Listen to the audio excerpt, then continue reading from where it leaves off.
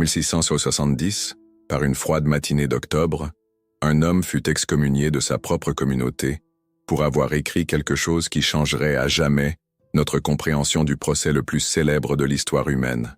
Cet homme, c'était Baruch Spinoza. Mais voici ce que personne ne vous dit à propos de ce jour-là.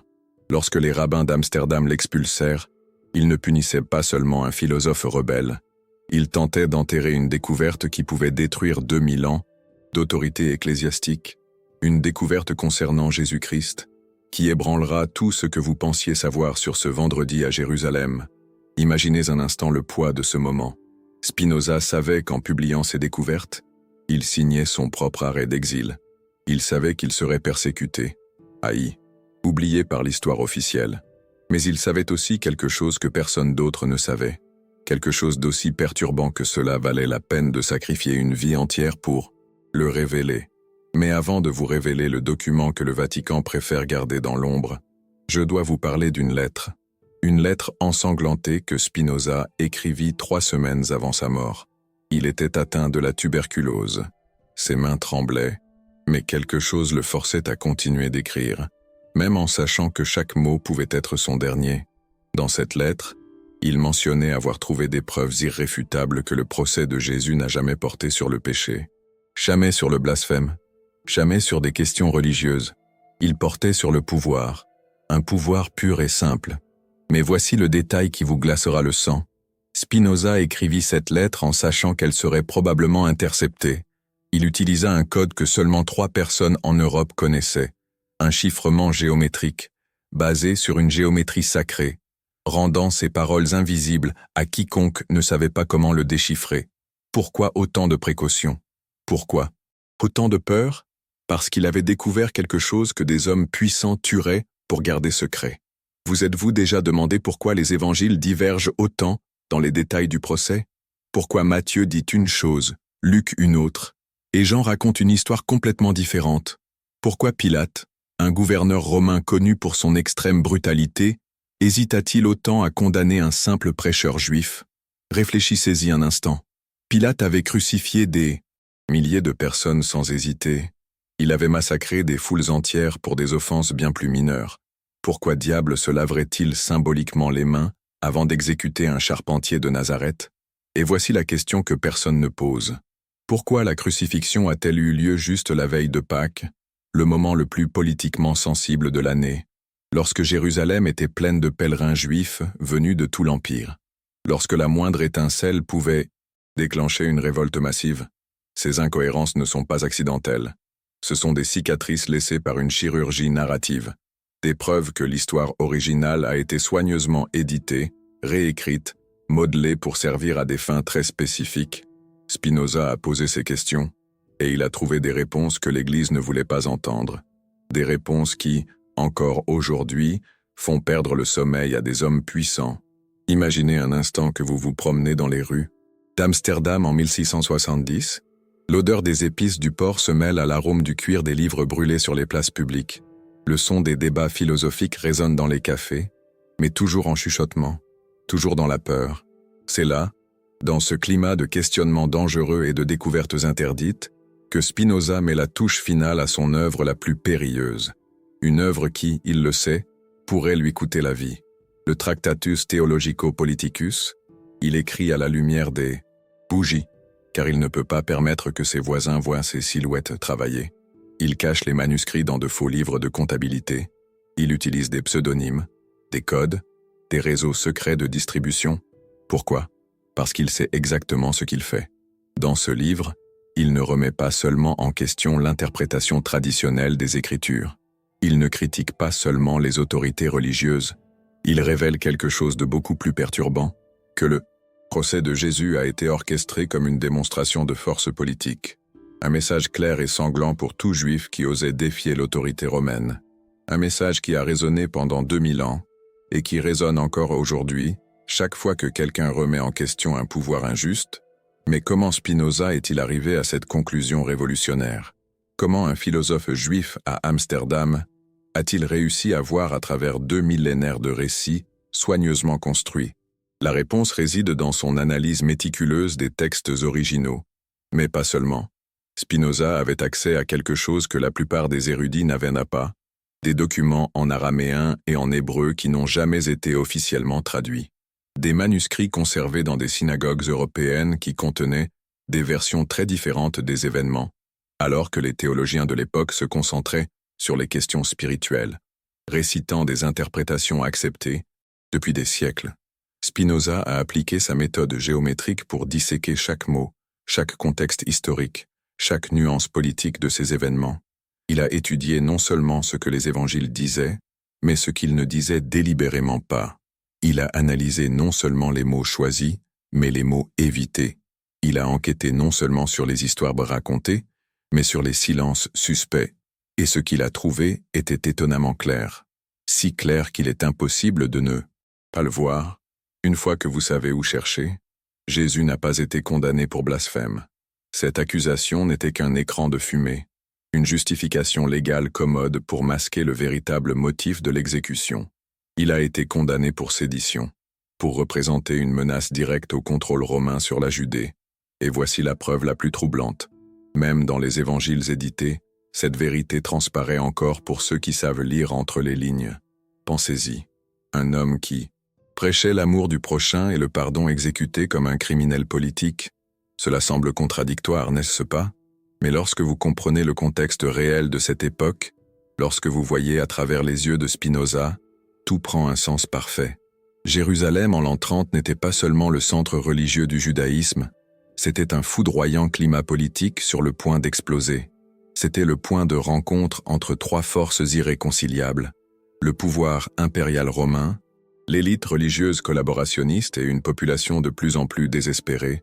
Rome maintenait le contrôle grâce à un équilibre délicat entre la force militaire brutale et la manipulation religieuse subtile. Il permettait aux Juifs de conserver leurs traditions, mais sous surveillance constante. Toute figure susceptible d'unir le peuple juif autour d'une cause commune représentait une menace existentielle pour l'Empire. Et Jésus, qu'il le veuille ou non, était devenu exactement cette figure. Mais voici ce qui va vous laisser véritablement perplexe. Jésus n'était pas qu'un simple prédicateur itinérant. Il avait bâti un réseau organisé de disciples, étendu à toute la Palestine. Il disposait d'un soutien financier de personnes influentes. Il avait forgé un message qui résonnait particulièrement auprès des pauvres et des marginalisés. En d'autres termes, il avait créé, sans le savoir, l'infrastructure parfaite pour une révolution. Et voici le détail qu'ignorent même de nombreux historiateurs modernes. La semaine précédant son exécution, Jésus avait accompli un geste qui scella son destin. Il avait chassé les changeurs de monnaie du temple. Cela peut paraître comme un geste symbolique pour nous aujourd'hui. Mais pour les Romains, ce fut une déclaration de guerre économique. Or voici ce qui vous laissera sans voix. Spinoza découvrit que les propres chefs religieux juifs le savaient. Ils savaient que Jésus représentait une menace politique et non théologique. Et ils prirent une décision calculée et désespérée. Ils ne livrèrent pas Jésus aux Romains pour des questions théologiques. Ils ne défendirent pas la pureté de la foi ou ne combattaient pas des hérésies. Ils le livrèrent parce qu'ils craignaient que sa popularité croissante ne provoque des représailles romaines qui détruiraient le temple, tueraient des milliers de personnes et anéantiraient toute autonomie que les Juifs conservaient encore. C'était un pari politique désespéré. Sacrifier un pour sauver beaucoup, livrer le leader pour préserver le peuple. Et voici le plus troublant. Selon les documents que Spinoza découvrit, cette décision fut prise lors de réunions secrètes entre le Sanhédrin et des représentants romains. Ce ne fut pas un procès religieux. Ce fut une négociation politique. Caïphe, le grand prêtre, ne défendait pas la loi juive. Il tentait d'éviter un massacre. Il savait que Rome cherchait un prétexte pour détruire définitivement l'autonomie juive. Et Jésus était devenu ce prétexte. Songez à l'ironie terrible de cette situation. L'homme qui prêchait la justice et la compassion fut trahi précisément par des hommes qui essayaient de protéger leur peuple de l'injustice romaine. Et le plus impressionnant, cette trahison fut par la suite transformée en récit théologique sur le rejet divin par les Juifs eux-mêmes. Et Pilate comprit parfaitement le jeu. Il n'était pas un juge réticent luttant avec des questions de conscience, comme la narration chrétienne. Ultérieure le dépeindrait. Il était un administrateur expérimenté exécutant une opération politique calculée. Pilate savait exactement qui était Jésus. Ses espions avaient surveillé le mouvement de Jésus pendant des mois. Il connaissait ses disciples, ses financeurs, son influence croissante parmi les masses. Il savait que Jésus n'était pas seulement un prédicateur mystique, mais le cœur d'un réseau qui pouvait rapidement se transformer en résistance armée. Il ne s'intéressait pas aux débats sur la divinité ou le blasphème. C'étaient des questions que les Juifs devaient régler entre eux. Il voulait envoyer un message clair. Voici le sort de quiconque défie Rome. Voici ce qui arrive aux leaders qui inspirent trop d'espoir aux opprimés. La crucifixion ne fut pas un jugement religieux qui prit des dimensions politiques. Ce fut une exécution politique qui prit une apparence religieuse pour faciliter son acceptation par les masses. Et voici le détail le plus sinistre que Spinoza découvrit. La crucifixion fut délibérément mise en scène comme un spectacle public. Jésus ne fut pas exécuté discrètement, comme cela serait normal pour un criminel religieux. Il fut crucifié à l'endroit le plus visible possible, à la veille de la fête la plus importante, devant la plus grande foule possible. Pourquoi? Pour garantir que le message parvienne à chaque Juif présent à Jérusalem, pour que chaque pèlerin retourne dans sa ville natale, sachant exactement ce que Rome faisait à ceux qui osaient rêver de liberté. Maintenant, vous vous demandez peut-être, si c'est vrai, pourquoi l'Église ne l'a-t-elle jamais admis? Pourquoi cette version de l'histoire a-t-elle été cachée pendant près de 2000 ans? Pourquoi des hommes puissants ont-ils préféré mourir plutôt que d'admettre cette vérité? La réponse est plus simple et plus troublante que vous ne l'imaginez. Parce qu'une mort politique peut être contestée, une mort pour le péché est divine et incontestable. Pensez à la différence abyssale entre ces deux récits. Si Jésus est mort parce qu'il représentait une menace politique pour le statu quo, alors son message était fondamentalement révolutionnaire, dangereux pour tout système de pouvoir établi, y compris la propre Église qui s'est formée des siècles plus tard. Cette interprétation ferait de Jésus un martyr de la justice sociale, un symbole de résistance contre l'oppression, un exemple montrant que des hommes ordinaires peuvent défier les tyrans et inspirer le changement, même en payant le prix ultime. Mais si Jésus est mort pour les péchés de l'humanité, alors sa mort devient un sacrifice nécessaire et divin, quelque chose qui ne peut pas être remis en question, seulement accepté avec foi, quelque chose qui transforme la remise en question en blasphème et la résistance en péché. Spinoza a perçu cette transformation narrative, et il a eu le courage de la documenter avec une précision mathématique. Il a vu comment la mort d'un révolutionnaire a été transformée en théologie de la soumission, comment le sang d'un rebelle a été utilisé pour baptiser des empires, comment l'exécution d'un questionneur d'autorité est devenue la base d'autorité incontestable. Et voici ce qui l'a le plus perturbé. Cette transformation n'a pas été accidentelle. Elle a été délibérée, planifiée, exécutée par des hommes qui savaient exactement ce qu'ils faisaient. Dans le chapitre 17 du Tractatus, il écrit quelque chose qui fit brûler ses œuvres sur la place, publique par le Saint-Office. La mort du Christ a été interprétée selon les convenances politiques de ceux qui ont bâti le pouvoir sur sa mémoire. Cette phrase a coûté à Spinoza non seulement son excommunication de la communauté juive, elle lui a également coûté la persécution chrétienne et l'exil intellectuel. Mais il ne s'est pas arrêté là. Spinoza est allé encore plus loin. Il a commencé à retracer comment cette transformation narrative s'est produite, comment l'histoire politique d'un révolutionnaire juif s'est transformée en théologie de la rédemption chrétienne.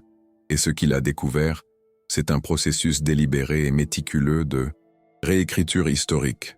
Dans les premiers siècles après la mort de Jésus, les communautés chrétiennes primitives conservèrent des souvenirs très différents de ces événements. Certaines mettaient l'accent sur le caractère politique de sa prédication. D'autres se concentraient sur les aspects spirituels. Mais lorsque le christianisme est devenu la religion officielle de l'Empire romain au IVe siècle, devinez quelle version a survécu? Exactement, la version qui transformait le plus grand critique du pouvoir impérial en un sauveur spirituel qui prêchait l'obéissance aux autorités terrestres. Rendez à César ce qui est à César. Cette phrase, qui dans les évangiles apparaît comme une réponse sage sur les impôts, est devenue la justification théologique de siècles de soumission politique. Spinoza a perçu cette manipulation, et il a documenté chaque étape du processus. Mais il y a quelque chose de plus intrigant encore dans cette histoire. Quelque chose que même Spinoza ne pouvait prévoir au XVIIe siècle. quelque chose qui rendrait ces découvertes encore plus troublantes. Les découvertes archéologiques des 100 dernières années ont confirmé plusieurs de ces soupçons les plus audacieux. En 1961, des archéologues ont mis au jour à Césarée-Maritime une inscription sur pierre mentionnant Pilate, non pas comme un juge réticent, tourmenté par des questions de conscience, mais comme un administrateur efficace exécutant avec une précision systématique des criminels politiques juifs. L'inscription détaille des chiffres précis, des centaines de crucifixions réalisées sous son administration, toutes classées comme exécutions pour sédition. En 1968, près de Jérusalem, on a découvert le squelette d'un homme crucifié au 1er siècle. Mais les études anthropologiques ont révélé des détails glaçants. Il n'a pas été crucifié seul, mais avec au moins 12 autres séditieux, exactement comme le décrivent les évangiles concernant les 2 larrons aux côtés de Jésus.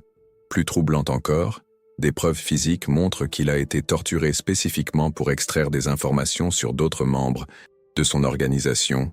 En 1986, la découverte des manuscrits de la Mère morte a révélé l'existence de groupes juifs hautement organisés politiquement contre Rome, utilisant un langage messianique identique à celui attribué à Jésus, des documents détaillant les stratégies de résistance, les réseaux de soutien clandestins, les codes de communication secrets, une infrastructure révolutionnaire complète. En 2009, des archéologues ont découvert à Nazareth des preuves que la ville était beaucoup plus grande et plus politiquement active que ne le suggère le récit officiel.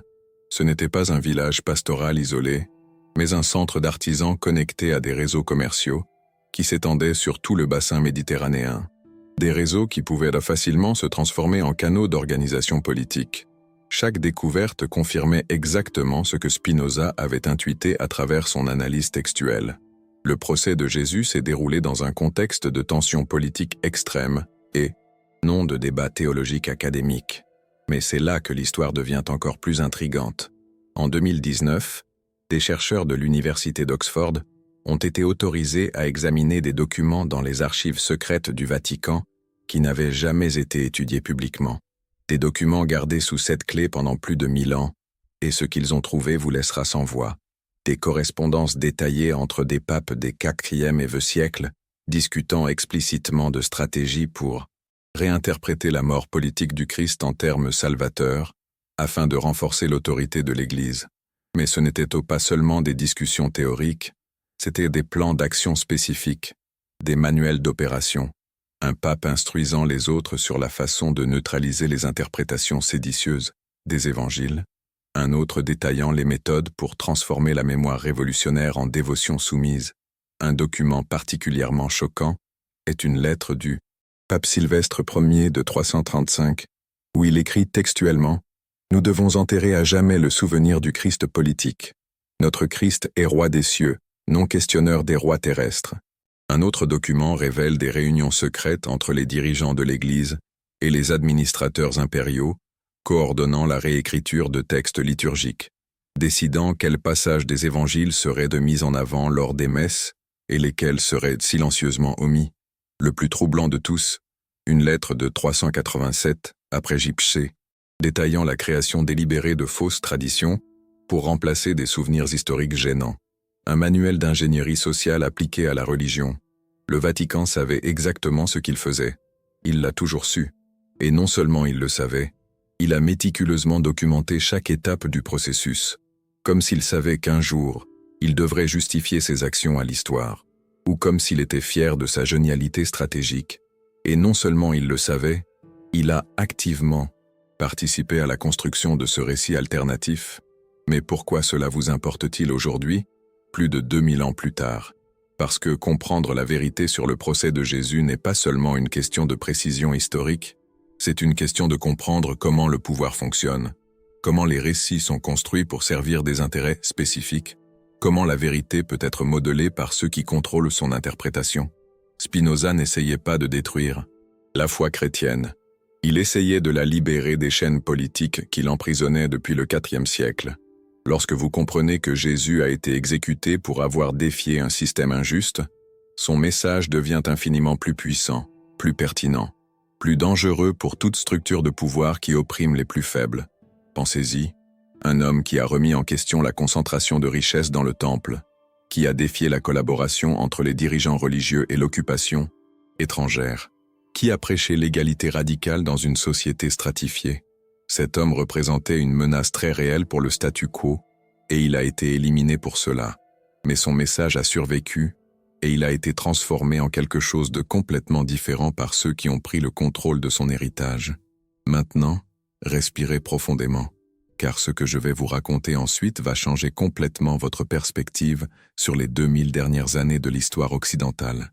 Spinoza n'a pas seulement découvert la nature politique du procès de Jésus, il a cartographié comment cette découverte était connectée à un réseau beaucoup plus vaste de vérités cachées sur la formation du christianisme institutionnel.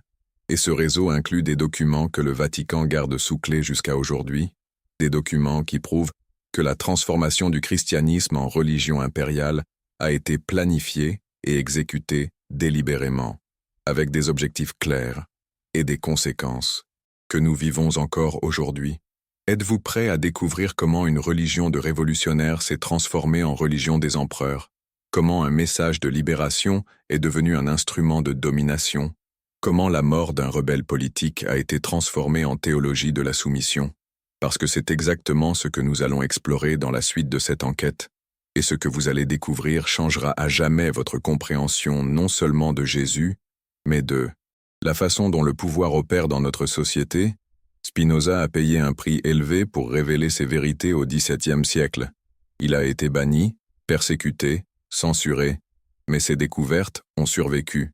Et aujourd'hui, enfin, nous pouvons comprendre pourquoi il a été réduit au silence, et pourquoi ces révélations sont encore si dangereuses pour les structures de pouvoir établies. L'histoire que je vais vous raconter maintenant est celle d'une conspiration qui a duré 17 siècles.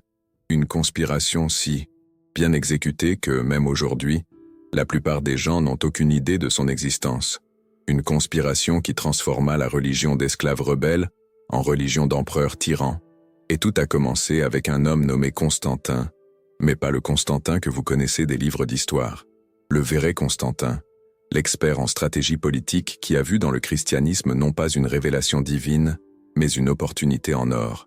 Lorsque Constantin est devenu empereur de Rome en 306, il a affronté un problème gigantesque qui menaçait de détruire son règne avant même qu'il ne commence. L'empire était fragmenté en factions belligérantes. Des révoltes explosaient un peu partout comme des incendies incontrôlables. L'économie s'effondrait sous le poids de guerres incessantes. Et une nouvelle religion grandissait parmi les pauvres et les esclaves, prêchant des idées profondément dangereuses sur l'égalité et la justice. Cette religion, c'était le christianisme primitif, et elle représentait tout ce que Rome redoutait: l'organisation des opprimés, l'espoir du changement, la remise en question des autorités établies. Mais Constantin était un stratège brillant. Il avait appris des erreurs des empereurs précédents qui avaient tenté de détruire le christianisme par la force brute. Dioclétien avait massacré des milliers de chrétiens, seulement pour voir la religion grandir encore plus forte. La persécution créait des martyrs, et les martyrs inspiraient plus de conversions. Constantin a eu une idée bien plus intelligente et bien plus sinistre. Au lieu d'essayer de détruire le christianisme par la force, il a décidé de capturer la religion de l'intérieur, de la corrompre, de la domestiquer, de la transformer en un outil du système même qu'elle défiait à l'origine. En 313, Constantin a proclamé l'édit de Milan, légalisant le christianisme. L'histoire officielle décrit cela comme un acte de tolérance religieuse, un empereur éclairé accordant la liberté aux chrétiens opprimés. Mais voici ce que les livres d'histoire ne vous disent pas. Parallèlement à la légalisation, Constantin a commencé un processus systématique et méticuleux de transformation doctrinale. Un projet d'ingénierie sociale qui allait durer des siècles. Spinoza a découvert des traces de ce processus dans les archives qu'il a étudiées à Amsterdam.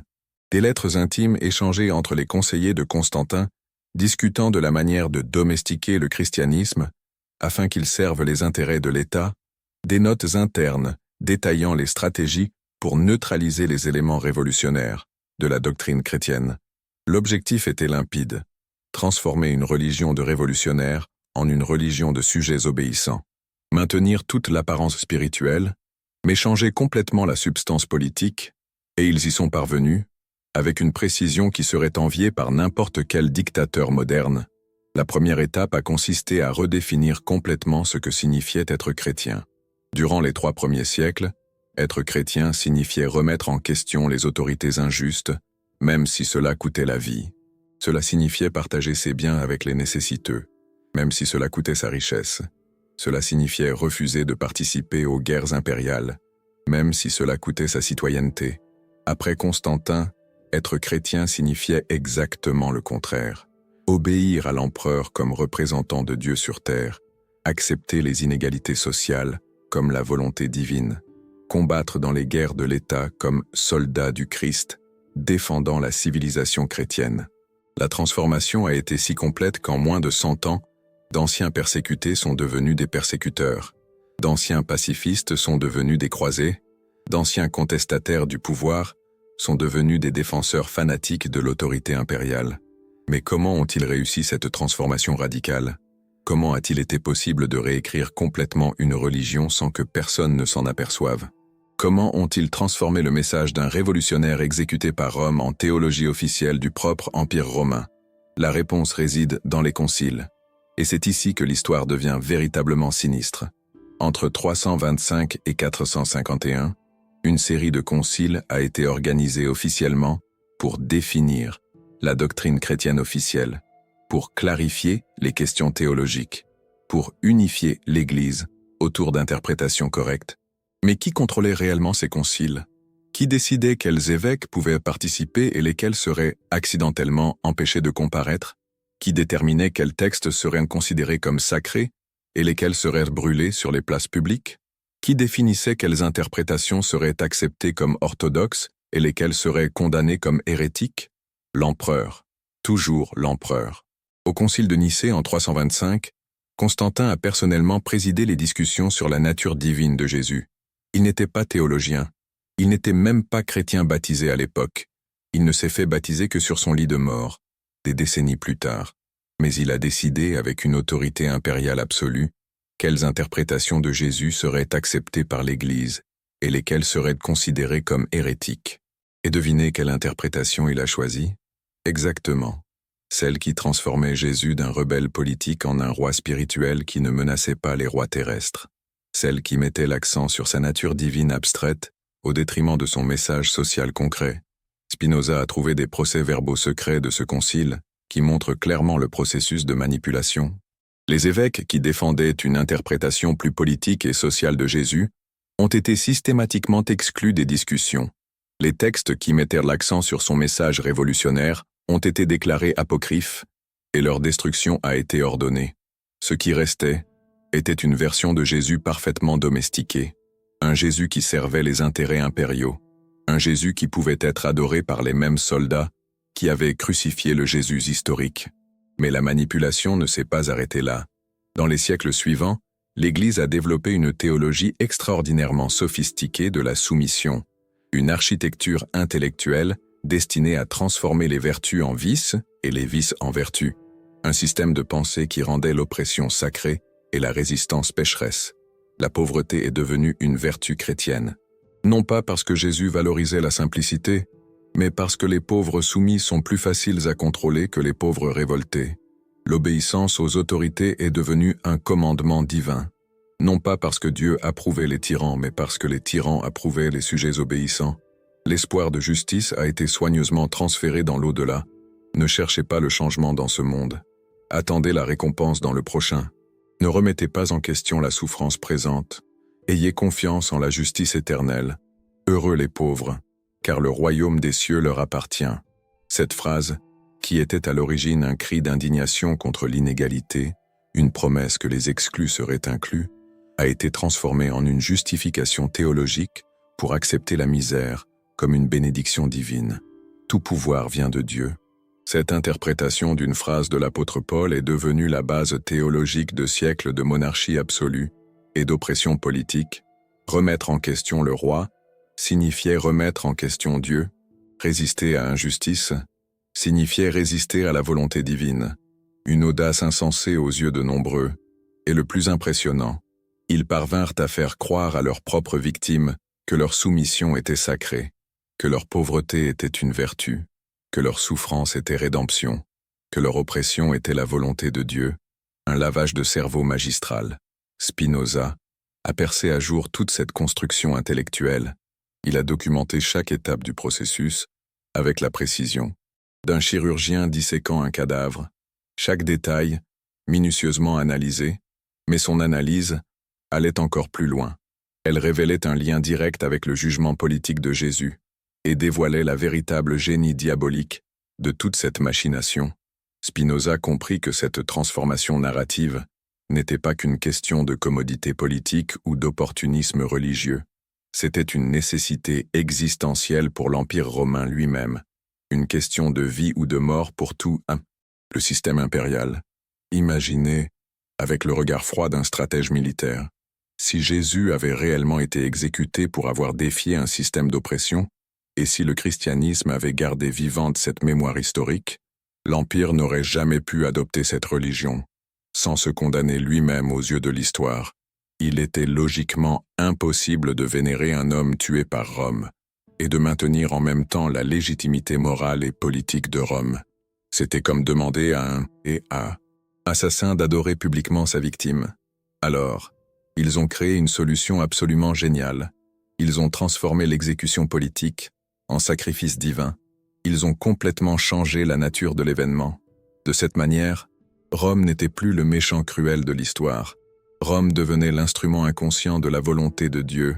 La crucifixion n'était plus un crime impérial brutal, mais une partie d'un plan divin méticuleusement orchestré pour le salut de l'humanité, brillant, diabolique et complètement efficace.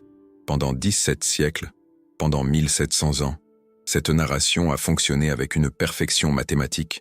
Des générations entières de chrétiens ont grandi en croyant sincèrement que Jésus était mort pour sauver leurs péchés individuels et non pour lutter contre l'injustice systémique qui les opprimait quotidiennement. La mémoire d'un révolutionnaire fut transformée en théologie de la conformité. Le sang d'un rebelle fut utilisé pour baptiser des empires. La mort d'un contestataire devint le fondement d'autorité inquestionnable, jusqu'à l'arrivée de Spinoza, qui commença à poser les questions que personne n'avait osé poser pendant 17 siècles. Mais voici où l'histoire devient encore plus fascinante, car Spinoza ne travaillait pas seul. Au XVIIe siècle, un réseau informel d'intellectuels européens remettait silencieusement en question les fondements de l'autorité religieuse et politique. Ils communiquaient par le biais de lettres codées, partageaient des découvertes dangereuses et se protégeaient mutuellement des persécutions. Spinoza faisait partie de ce réseau, et ils avaient découvert quelque chose d'explosif. Des documents conservés dans des monastères européens révélaient clairement le processus de transformation doctrinale du christianisme, des correspondances entre papes et empereurs, coordonnant la réécriture de l'histoire chrétienne, des registres de conciles secrets ou des questions politiques, étaient déguisés en débats théologiques. En 1665, Spinoza reçut une lettre qui allait changer sa vie à jamais. Une lettre d'un moine bénédictin de Monte Cassino. Dans cette lettre, le moine révélait avoir trouvé dans les archives secrètes du monastère des copies d'évangiles qui n'avaient jamais été inclus dans le canon officiel, mais ce n'étaient pas des évangiles ordinaires. C'étaient des textes qui dépeignaient Jésus comme un leader politique explicite, qui décrivait son mouvement comme une résistance organisée contre l'occupation romaine, qui racontait son exécution comme l'assassinat calculé d'un révolutionnaire trop dangereux pour vivre. Le moine ajouta à la lettre des traductions d'extraits qui firent trembler Spinoza. Dans un de ses évangiles perdus, Jésus n'expulse pas seulement les changeurs du temple, il organise un boycott économique systématique contre les collaborateurs romains. Il articule un réseau d'aide aux pauvres qui fonctionne comme un État parallèle. Il prêche non seulement l'amour du prochain, mais la résistance active contre les oppresseurs. Et ce que Spinoza lut le laissa profondément perturbé, car ces évangiles ne dépeignaient pas seulement un Jésus différent. Ils montraient que l'Église connaissait l'existence de ces textes depuis des siècles et avait consciemment choisi de les supprimer. Pendant 1400 ans, les dirigeants chrétiens ont conservé dans des archives secrètes des documents qui contredisaient complètement la narration officielle qu'ils enseignaient au peuple dans les églises tous les dimanches. Ils connaissaient la vérité sur le Jésus politique, et ils ont choisi de mentir à ce sujet, mais il y avait quelque chose d'encore plus choquant. le moine révélait qu'il existait d'autres monastères, dans toute l'Europe, conservant des documents similaires, un réseau silencieux de religieux, qui gardèrent vivante la mémoire interdite du Jésus révolutionnaire. Cette découverte transforma complètement la perspective de Spinoza. Il comprit qu'il n'avait pas seulement affaire à des différences d'interprétation naturelle, ou à une évolution organique de la doctrine. Il était confronté à une falsification historique délibérée, systématique et coordonnée internationalement. Cette découverte transforma Spinoza. Il réalisa qu'il n'était pas simplement confronté à des différences d'interprétation ou à une évolution naturelle de la doctrine. Il était face à une falsification historique délibérée et systématique. Et il décida de la dénoncer. Mais Spinoza était prudent. Il savait qu'attaquer frontalement l'Église serait un suicide intellectuel.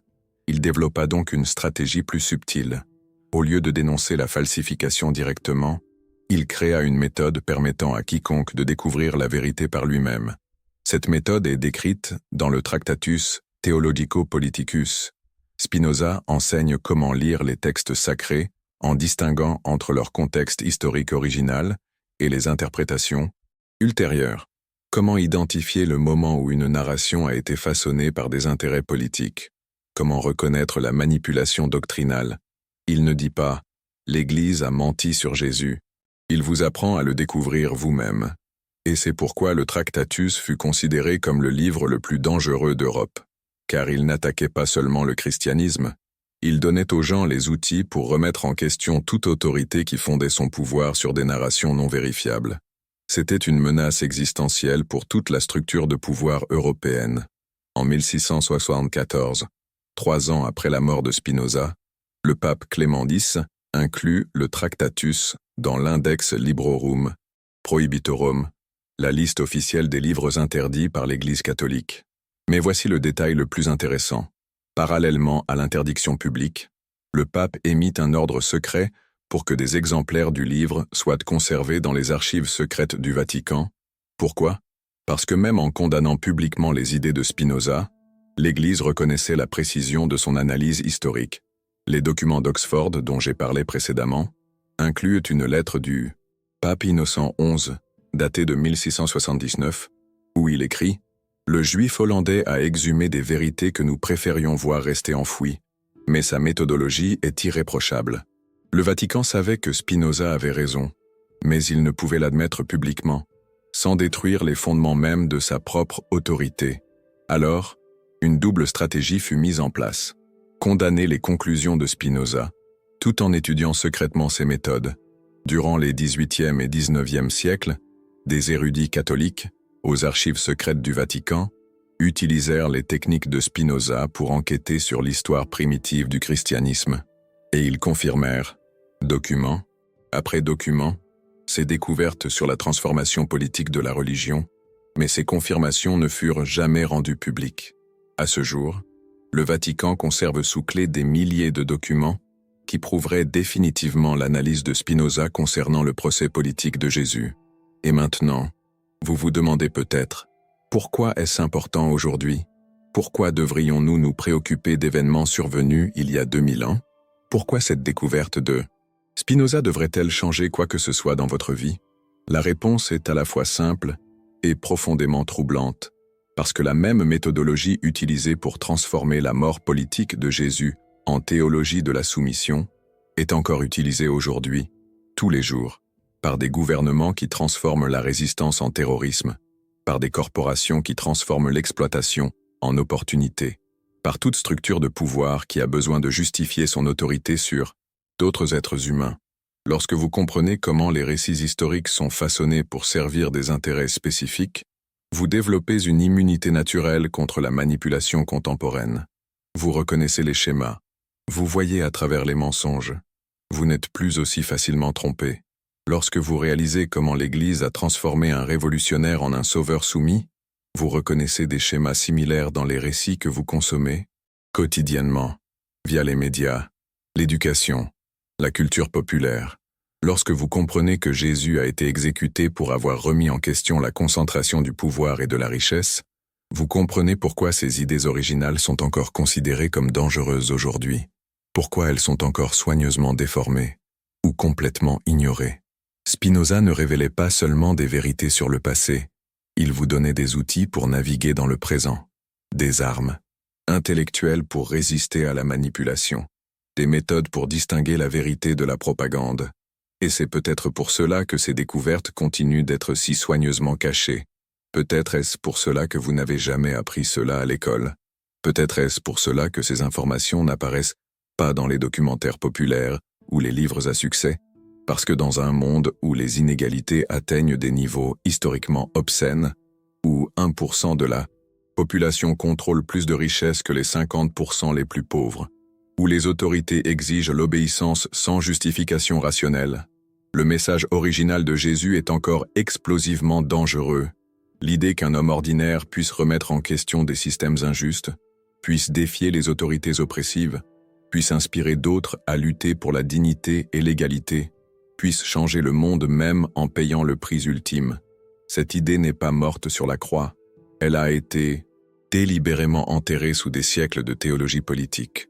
Mais Spinoza l'a déterrée, et vous venez de la découvrir aussi. Maintenant, regardez autour de vous. Voyez comment les mêmes techniques de manipulation narrative sont utilisées aujourd'hui. Comment les politiciens transforment les critiques légitimes en fake news. Comment les corporations transforment l'exploitation du travail en opportunité de croissance.